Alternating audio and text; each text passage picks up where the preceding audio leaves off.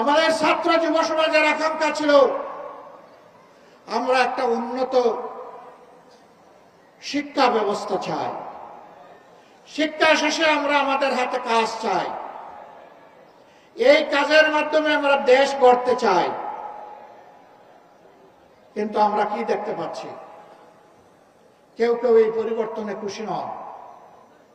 সম্ভবত কারণ এটা পরিবর্তনটা আমার বা তাদের নেতৃত্বে হলো না কেন? নেতৃত্ব তো ভাই আমরা দিয়েছি। স্বৈরাচারের বিরুদ্ধে 15.5 বছর আমরা আন্দোলন করেছি, আমরা জীবন দিয়েছি, আমরা মামলা গোলাই নিয়ে জেলে ঢুকেছি, ঘর বাড়ি ছেড়ে এখানে সেখানে আমরা পালিয়ে বেরিয়েছি।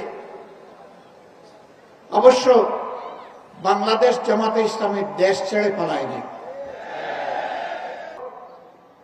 যে আমরা কোন স্বৈর শাসকের সামনে আর মাথা নত করব না। তারা বলেছিল আমরা একটা নতুন বাংলাদেশ চাই,